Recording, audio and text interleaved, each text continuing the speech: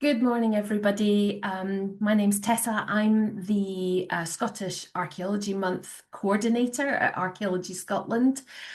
So thank you very much for joining us this morning for um, the first of our European Archaeology Days celebratory events.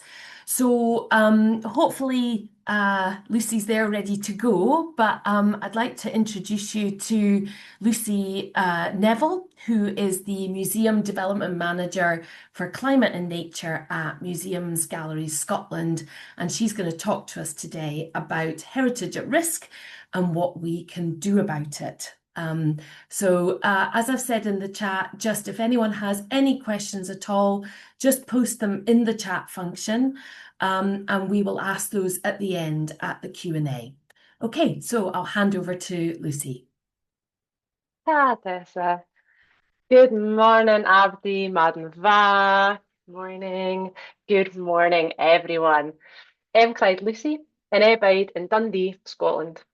Is Misha Lucy, agus ha mi a dunje alaba.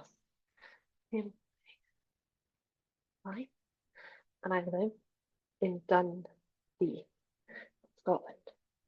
My name is Lucy, and I'm joining you today from my home in Dundee, Scotland. I'll switch to English for the remainder of the talk, otherwise we'll be here all day, and I'm sure you can already tell my Gaelic in BSL is not up to snuff. But I always think it's important to acknowledge the 4 official languages of Scotland and the hundreds more languages and dialects that are spoken here every day. It's important to acknowledge because every language tells us about the history of place, the living heritage that's been preserved, and the words that have been carried across from invaders, traders, settlers over thousands of years and make us the rich cultural tapestry we are today. And every language holds its own unique connection to the natural world and can be used as a tool to help us interpret whilst protecting our heritage and future for the future generations to come. Before we get started, I'll do a really quick visual description just for anyone who's unable to see me. I'm a white woman in my late 30s. I've got curly brown shoulder length hair pulled back at the sides, dark rimmed glasses, and today I'm wearing big leafy earrings, a yellow cardigan, and a shirt covered in butterflies. My pronouns are she, her. As Tess said, I am the Museum Development Manager for Climate and Nature with Museums Galleries Scotland, or MGS, and we're the national development body for museums and galleries across Scotland. We're not a museum ourselves, but we support over 450 museums and galleries with advice, strategic funding, advocacy, and training. And my role specifically is to support with anything related to climate and nature. I've been passionate about history and the natural world for as long as I can remember, from counting insects in castle courtyards and swimming in the sea before a trip to a museum cafe for a chittery bite, hill walking and dad managing my exhaustion by telling me the tales of old kings and the giants that lived in this place until we reached the next cairn and I was allowed a flapjack. So I grew up and I began to notice, really stop and notice that nature was in decline. My first thought naturally was then to look to history and our heritage for some kind of connection and solution. And as I began to pursue this as a career, it became clear that it wasn't just nature that was in decline and at an increasing risk from climate change. Our tangible physical heritage was in decline as well. The world is warming. Our climate is shifting. You'll have noticed it yourself in the last few years. Gosh, this winter's been so long and wet. Geez, oh, another storm. What are they going to cry at this time? Oh my God, my tomatoes are dead and I only left them in the greenhouse for 2 days and they're all shriveled up. These used to just be occasional events, but now they're just the norm. They're what we're used to. We don't have time to get into the full details of climate science this morning, but for the avoidance of any doubt, this is human-made change. We are at the beginning of the 6th mass extinction event, something that if our species does survive it, the archaeologists of the future will undoubtedly study in detail. The 5th extinction event, by the way, was the late Cretaceous and the one that saw the end of the dinosaurs. So we're facing a real challenge. I bet you're all really glad this is how you're starting your Friday morning. But don't worry, we will get more uplifting as the day goes on. We are going to look at some solutions and how heritage can help us through all of this. So please don't be put off by this kind of dark start. Don't leave early. Tessa did in my last session and just ended up with quite a depressing morning before the afternoon of solutions. So we'll get through that to that stage much, much quicker this morning. So variation in global temperature and climate is a natural thing. Many climate critics tell us this, and they're not technically wrong about that. So this graph on screen just now shows us the correlation between carbon dioxide levels and global temperature over the last 800,000 years. The data comes from ice cores from the Antarctic. And the dark blue line is our carbon dioxide levels. The pale blue line is the temperature shifts. And they are almost perfectly aligned, moving up and down over the hundreds of thousands of years. The levels, they rise and fall with volcanic events, ice ages, forest growth, forest fire, warming and cooling of our oceans, and lots of other natural factors. But the problem is when we zoom in at the very end of that graph, the CO2 levels skyrocket, far beyond anything that was ever part of those natural cycles. And the dates line up perfectly with industrialization. This is not part of the natural rhythm of our Earth. We are in crisis and we are responsible. And as industrialization, hand in hand with capitalism, population growth, and the exploitation of people and land expands alongside those climate shifts, we're also losing our natural world. Invertebrates, birds, microbes in the soil, large mammals, fish, they're not only wonders of the natural world, they're the key contributors to the systems that we benefit and rely on. We need healthy soils, pollinators, and fish to support our global food systems. We rely on birds and many mammals to keep pest populations at bay. Even whales are carbon sinks that are combating climate change. So if the natural world, of which we have been part since the beginning of our species, however much we want to deny it, is in decline, then so too is humanity, and with it, our heritage. This leaves us with two really distinct problems. How do we mitigate or reduce this damage that we're doing? And how do we adapt or change to survive in the new future that's already being created? Even if every single mitigation or reduction strategy was to work, we will still have to adapt. As I mentioned a bit earlier, there's some climate shifts that have already started to happen. All we're trying to do with mitigation is to prevent the tipping point where the Earth can no longer sustain this level of life. This is all very well, very terrifying, I hear you think, but what has it got to do with heritage and archaeology? Why are we having this very depressing talk on European Archaeology Days? Well, our built heritage on the whole was built for a different climate.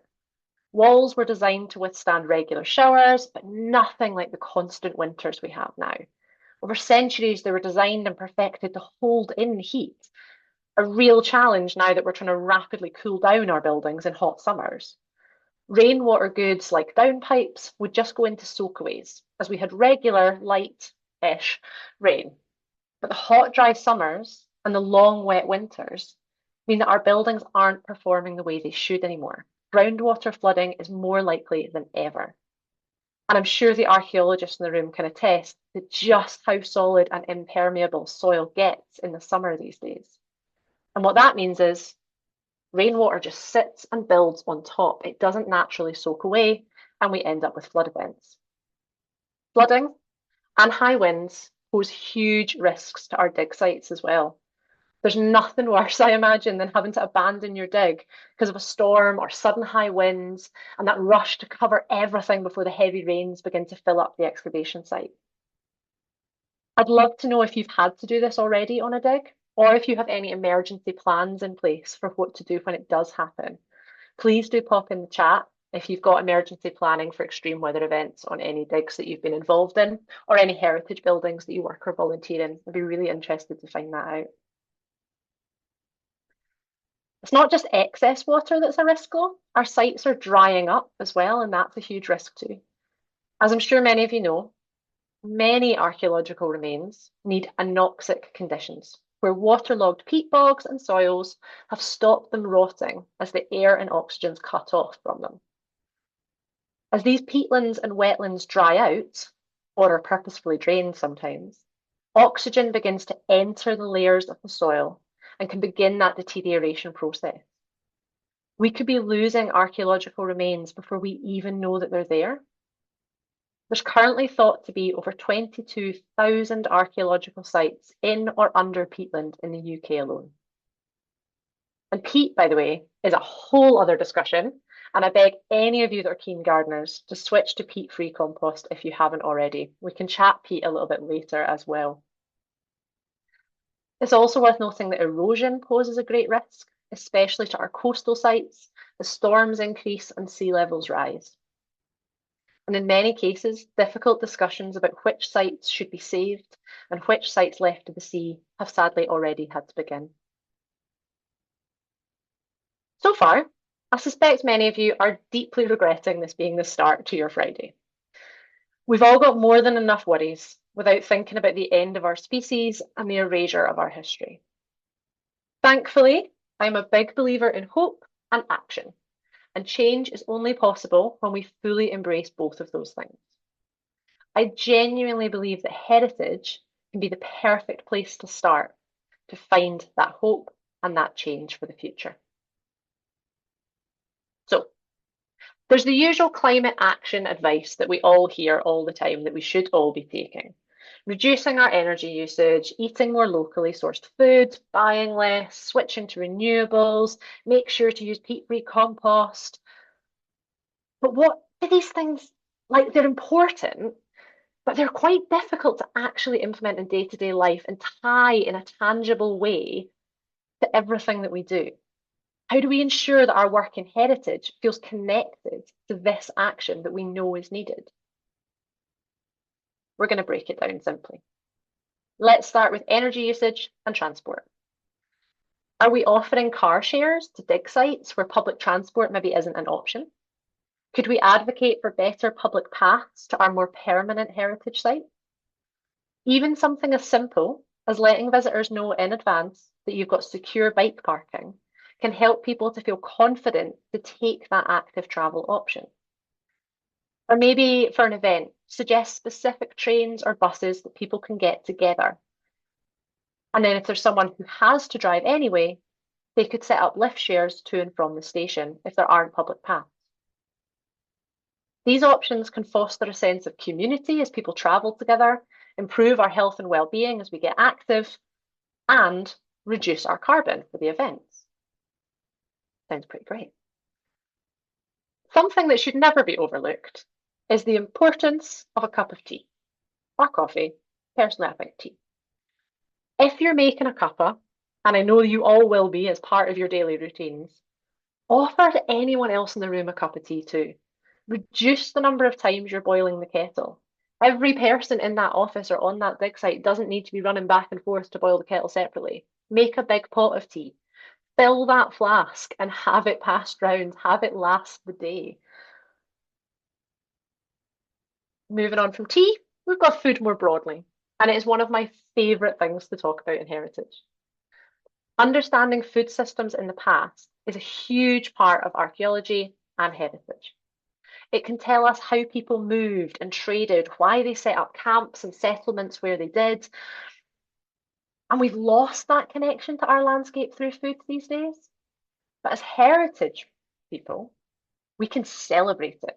We can use it to tell stories of the past, but also to unpick potential for the future. Sustainable fishing methods, hand-dived shellfish, crofting, local food swaps and trades. By no means was it easy in the past, but it was more sustainable. Have a think about a dig or a project you've been involved in, or even just your daily life. How did food feature? What stories could you tell with that thing related to food? I'm going to leave you just to have a little think for a second on that, and do feel free to pop it in the chat if there's anything you can think of. How did food feature in something related to heritage that you've been involved in recently?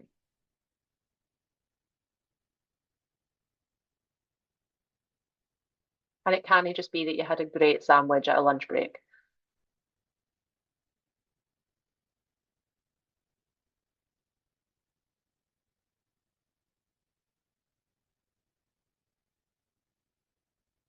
Okay, this is the one that always feels a little bit controversial. Buying less. It somehow feels like swearing or some kind of blasphemy to suggest that continual growth, desire for material things, and capitalism are in fact not our only options in life. But again, we can look to our knowledge of the past to help us here.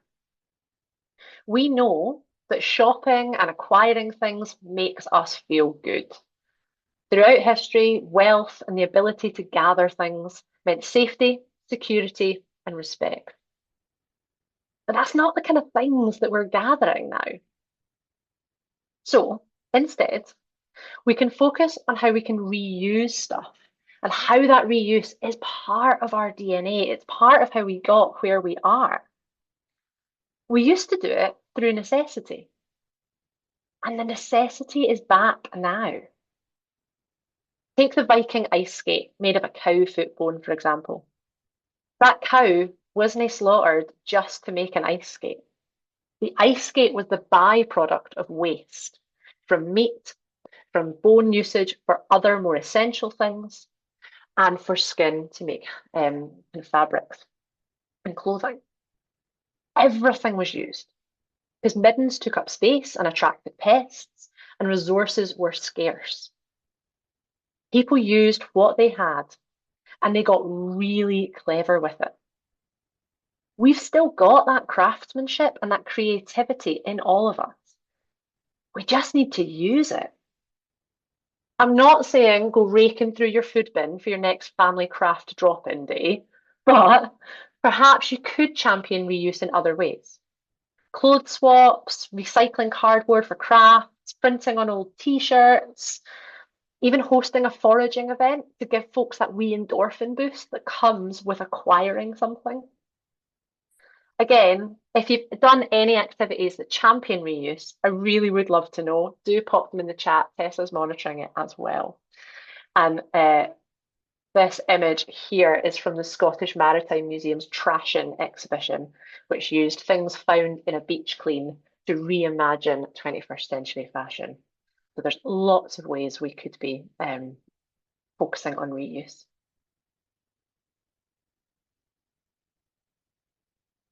Okay, surely renewables are new, though. Not really. Got wind power for sails, using the currents in rivers to transport goods, water wheels to grind things, the sun to dry and preserve food, even using sustainable coppicing methods to ensure the regrowth of trees for timber in areas of longer term settlement.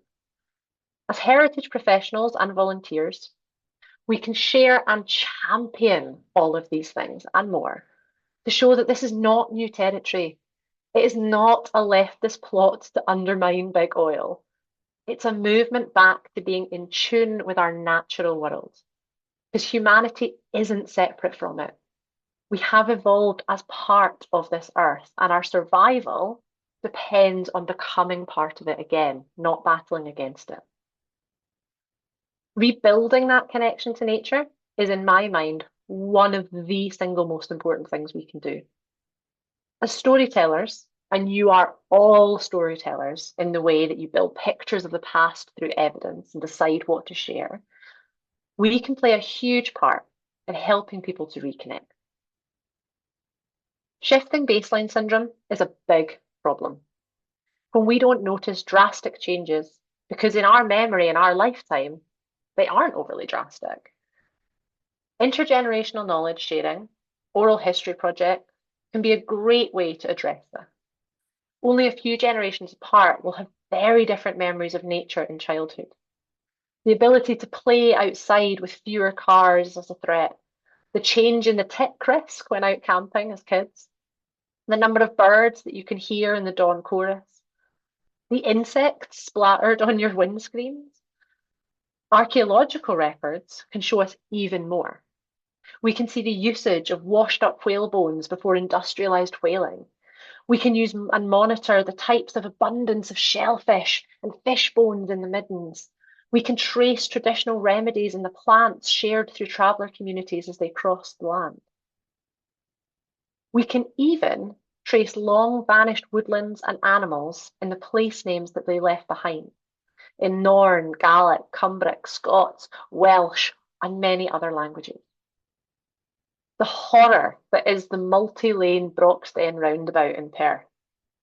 It feels so distant from its meaning of the home of the badgers.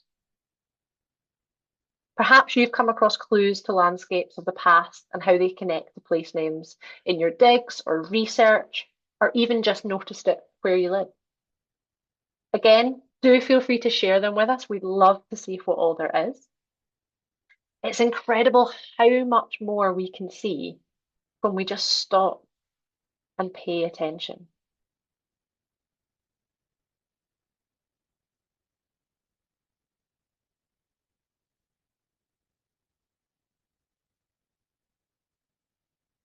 Okay, so stopping to notice the small stuff in nature can actually also help to halt that shifting baseline syndrome, as well as having real mental health benefits for us. Spending time in nature has been proven to reduce anxiety and depression. Did you know that the chemicals released when soil is disturbed have huge overlaps with the chemicals found in prescription antidepressants? Don't go and just eat a handful of soil in place of your prescription, please. But do take time to stop. Smell the petrichor as the rain hits the dry earth in the summer. If you're on a dig, take notice of the invertebrates in the soil. Are there more or less worms at this site than your last one? Are there beetles, moths? What birds can you hear? And what do all of these things tell us about soil types and landscape? And what can that tell us about the past to further help to build that picture that our finds are bringing? Have a think about nature that you've noticed on a dig or around a heritage site or even just out for a walk or a wheel. It could be something big and exciting, or it could be something tiny that most people would miss. But for some reason, it made you stop and notice. What was that thing? Again, do feel free to share it with Tess in the chat. And then thinking about that moment, how could you have shared that with somebody else? How could you help other people to also stop and notice and find their own little moment of wonder? Maybe it's an ID guide and a notepad for the youth archaeology group that visits, like a mini bio blitz. What can they find? You could even turn it into a maths activity if they had a teacher with them and draw some graphs. Maybe it's taking a photo and just sending it to a pal or a colleague. Maybe it's pointing it out just to a passerby. It could even be a mindfulness exercise. So try counting one thing that you could safely taste, two things that you can smell, three things that you can touch, four colours that you can see, five sounds that you can hear. They have to be natural though. Oh, I'm going to read out actually from the chat. We've got Erin noticed a beautiful blooming crabapple tree covered in a variety of pollinators. I love that, Erin. Louis J. Butler of Nature Ain't a Luxury made a really good point in a talk I listened to last week. He said that we have evolved to understand safety and risk through nature. When we can't hear the birds anymore, our brains, whether we're acknowledging it or not, perceive that as a threat. There must be a predator nearby if we can no longer hear that natural flow and rhythm. When we don't see evidence of life in invertebrates, scat, buzzing, birdsong, Our ancestral DNA is screaming at us that this place cannot sustain life. Something is wrong. We need to put our guard up and we need to move. So if we stop and force ourselves to relearn how to listen, how to notice the small stuff, we can finally breathe. And again, as storytellers, we can help other people to do that too, and to see that deep connection we have to the natural world and have had from the beginning of time. Okay, now I said we were going to come back to peat, and we are. I love peat. It's a real favourite topic of mine. I'll try and keep it short. Healthy peat grows 1 millimetre a year on average. So for it to gain a metre in depth takes approximately 1,000 years. Love a good bit of simple math. This is what makes it such an incredible archaeological material. Its lack of oxygen and slow envelopment of organic material. But it's also what makes it an incredible carbon sink. It locks in the carbon of all of that organic material and it stores it. It stops it from escaping back into our atmosphere and accelerating climate change. But when that peat is drained or cut into, the vegetation on the top damaged, it ceases to be a carbon sink. And instead, it actually begins to release that carbon into the atmosphere, carbon dioxide. Dioxide, oxygen. As we've previously mentioned, oxygen leads to the rotting of organic archaeological material in the peat. Damaged peat is bad for the planet and bad for the preservation of the past.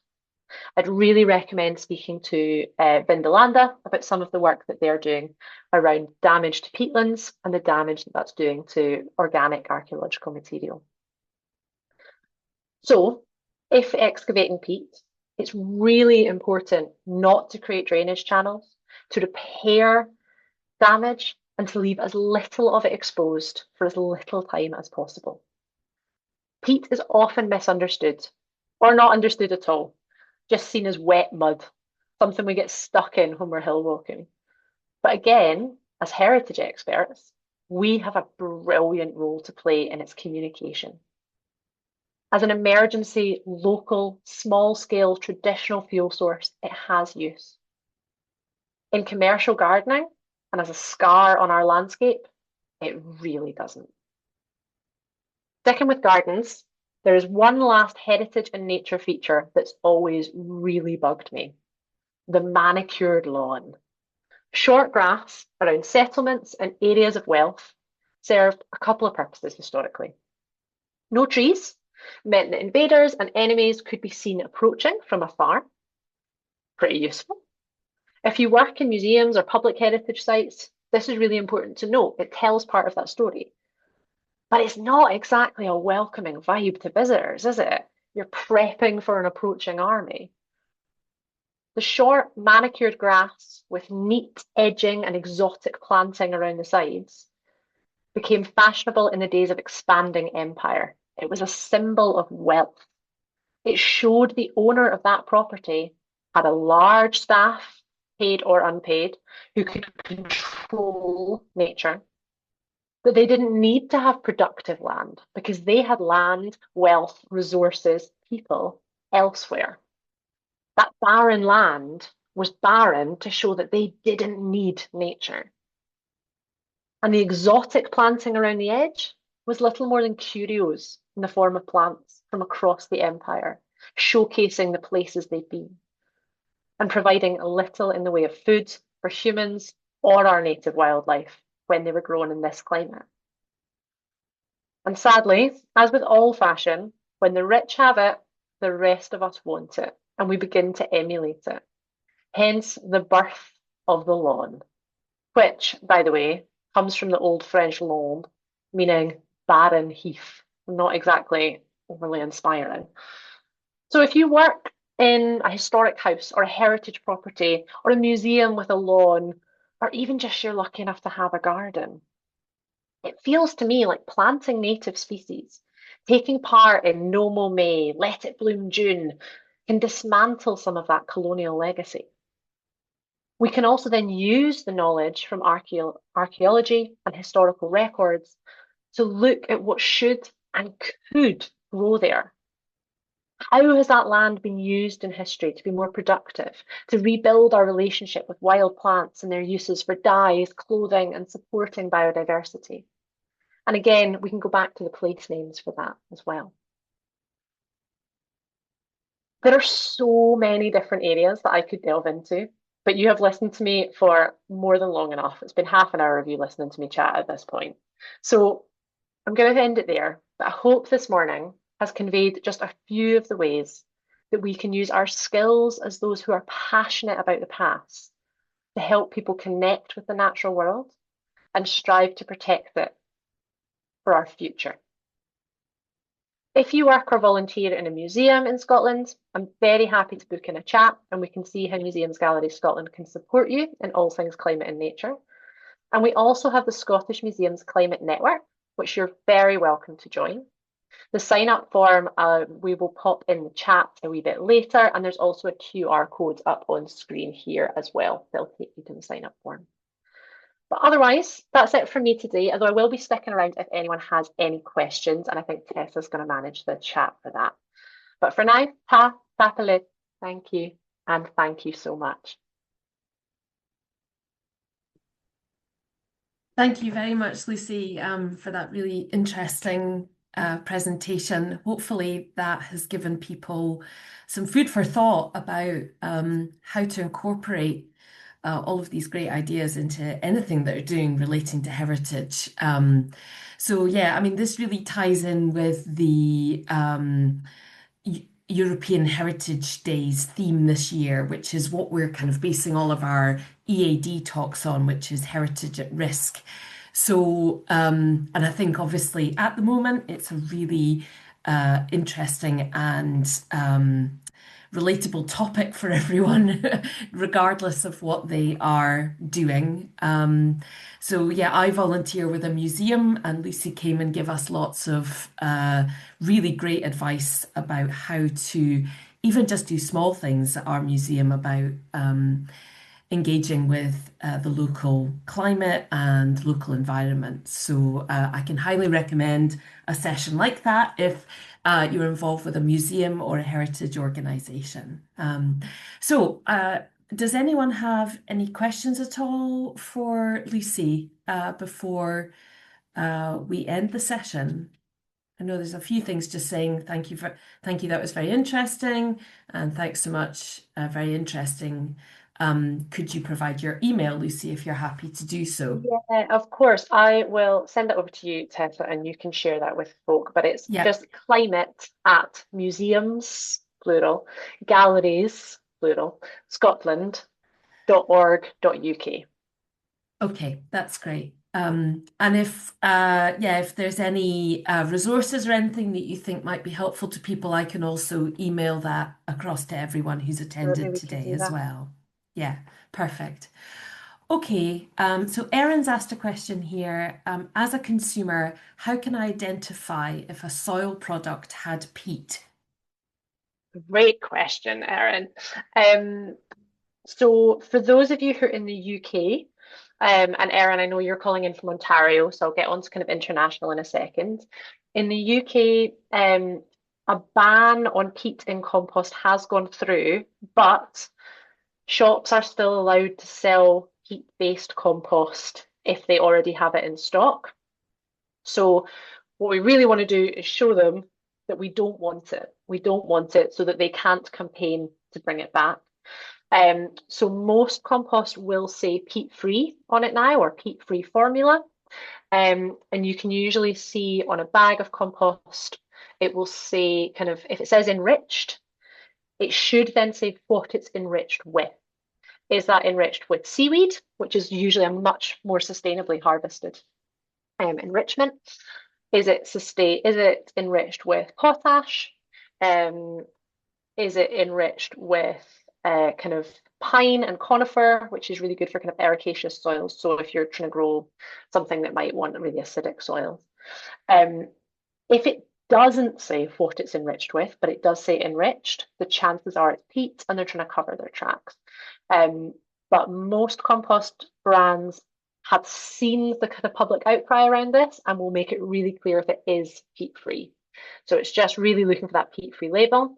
And if you're not sure, write to customer services and ask, let them know as a consumer that that's something we want as keen gardeners.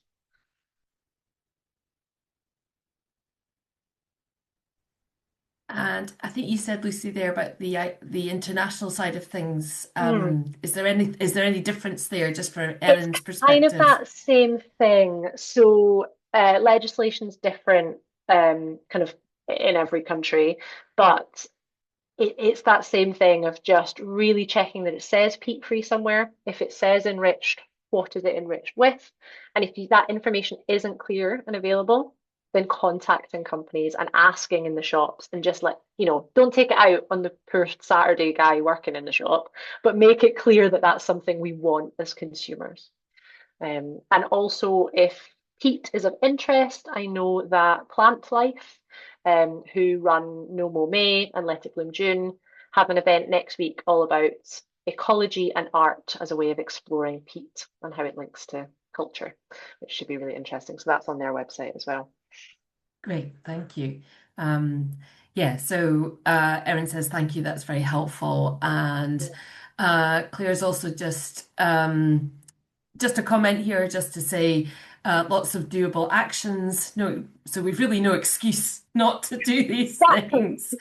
Um, um, so she says lots of organizations are doing lots of great work across the heritage sector. How do we coordinate our efforts and learn from each other?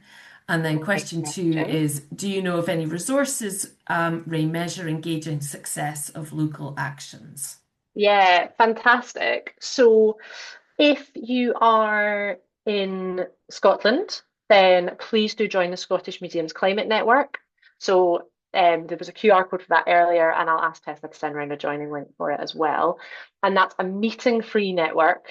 Everyone's busy. And it's to anyone working or volunteering in the heritage sector broadly across Scotland. And that's just a place to share questions, challenges, opportunities, success stories. We will also share success stories in the form of case studies on the Museums Galleries Scotland website, which again we'll email around a link to after the event. Um, if you work or volunteer in a museum, tell me. I have so many spreadsheets about what is happening where, who's doing what kinds of projects, that we can put people in touch with each other and really support that work as a kind of coordinated effort. Um, Also, and again, this is all kind of very Scotland specific. I'll mention some international stuff in a minute. Um, it's really worth finding out who your local climate hub is. So most regions in Scotland now have local climate hubs, and these are Scottish government funded uh, groups to really promote community action, and they're really keen to work more with heritage folk. Tessa, I know you and I talked about it a little bit in the museum that you volunteer at and how we can get involved in that a little bit. They've got great resources, they've very often got free training, they very often have funding, which in the heritage world is like gold dust, so they're worth contacting for that alone. Um, and again, they can really help to coordinate that effort and move things forward and put together things like, you know, community applications for like district heating, for example, that heritage buildings can be part of. Um, so yeah, I think that probably slightly covers both questions. From an international perspective, Museums 2030 do really good work, as does Culture Declares Emergency. They're really worth looking at as well. Um, yeah, there's kind of a lot of different ones out there. Key Cultures is really good as well. I'm trying to think what's not Scotland specific. Key Cultures International. Yeah, there's lots of different ones. Probably the simplest thing to do if you're not in Scotland is just jump on your search engine. I would recommend Ecosia. It uses advertising revenue to plant trees and to boost biodiversity. So type into Ecosia, you know, climate, heritage, museums, and then your location. Or and even your location can be as broad as your country or your continent, and that very often pulls things together. I know there's great work happening across Oceania and the Pacific around this, and incredible work happening across Africa as well. So, yes, my specific knowledge is really unique to Scotland, but there is definitely a lot of international stuff happening out there too. Um, and in terms of gauging success on local actions, that's where climate's just so tricky because I think we're only going to know this has worked if we don't die. It's a very kind of dark way of looking at it, and it makes it really hard to gauge success.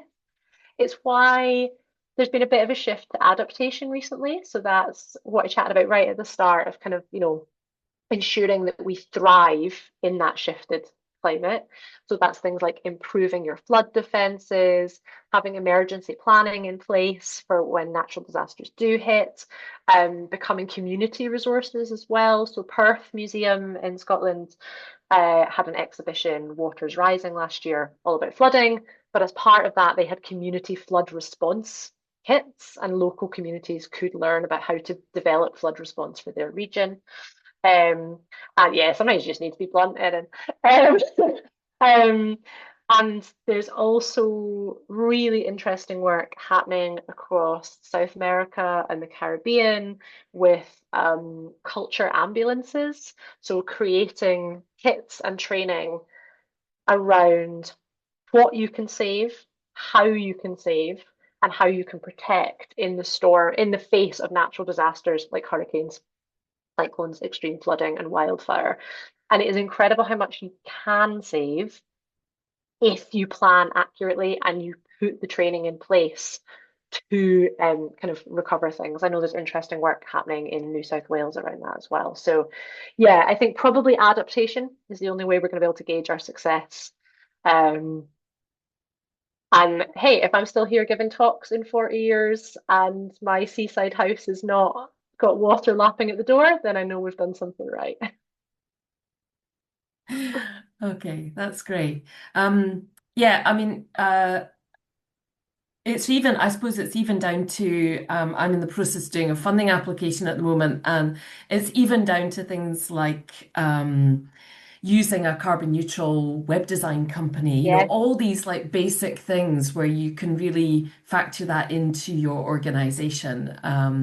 And that's a really, that's been a very interesting way of looking at things in terms of museums, but other heritage organizations as well. And I should say, there's also, if you're in the Highlands and Islands, there's a Highlands and Islands Climate Festival in September, which we at Scottish Archaeology Month are hoping to partner up with. So we're hoping to have a few events relating to that as well. But it is such a real and live issue for everyone in the heritage sector, yeah, and everyone generally, really. yeah. And I think that's something we chatted about when I was up visiting you at the museum that you volunteer in, Tessa, was, it's about looking at everything you already do and how can you view that through a climate lens? Because I think so often we're all so stretched and we're so busy and we're so stressed, and so many of us are doing this work as volunteers. The thought of having to, oh God, I need to do a climate project is sometimes just tipping point. But actually, it's not you need to do a climate project. It's what are we already doing? What are our existing priorities? And how do we make sure we're doing that in a way that benefits rather than harms our planet and our natural environment? Yeah. Okay, I think there was one just final kind of comment in Yeah. the David here has said, if you're in Scotland, try contacting your local community council. They may be active locally in environmental initiatives. I know where I live, there's a flood group Mhm. that are heavily involved in flood defences, but many are not. However, they should be able to signpost to other local groups for green spaces, biodiversity, etc. And your local authority may have a climate action plan. Again, a mixed bag, but some dynamism scattered across Scotland. Yes, I would agree. A bit of a mixed bag depending on where you live. But Yeah. yeah, this is all really useful. And also, local development trusts as well are quite often involved in climate initiatives. and youth groups as well. There's a lot of Yeah, climate activity going on in youth groups because that's such a um, it's such a big issue. yeah, Young people are very, very, and rightly so, concerned about climate. yeah, And Claire's just popped in here, can recommend the Historic England free carbon reduction training yeah, for UK heritage sector yeah. organisations. Yeah, that's Likewise, Keep also, Scotland Beautiful have a heritage yeah. training as well. Um, yeah, and I think just your point quickly on youth groups, I think we're all guilty, right? And our parents and grandparents were guilty of it too, of passing this problem to the next generation. And it's not about that. It's much more about actually, if you and your work, be that in a museum, a local history group, amateur archaeology, however you do it, if you can show that climate is a key part of your work, you're attracting that younger audience and you're therefore building your resilience as a group moving forward. Um, yeah, and I think a lot of organizations out there are really guilty of just thinking that heritage is about the past and only the past. And hopefully, what we've chatted about today can show the wealth of knowledge that you guys bring from the past and how we can use that to inform the future and these decisions and things. So, yeah, get out there and advocate why heritage is an important part of this conversation. Yeah. Okay, great. Does anyone else have any questions at all or comments before we finish up? This is being recorded, obviously, so if anyone's missed it or wants to re-listen to all the useful points that Lucy's covered, then you'll be able to see it on our YouTube channel, hopefully next week. So. Okay, so it looks like maybe there aren't any further questions. So it's really just for me to say thank you very much to everyone for joining, and obviously thank you very much to Lucy for presenting for us. It's really great to have given up your time to do this. So thank you very much. Thank you for having me. Have a lovely day, everyone, and I'm Okay, excited for the next few talks coming up. yeah. Okay, that's great. So we'll end the session there. Okay, thank you. Bye.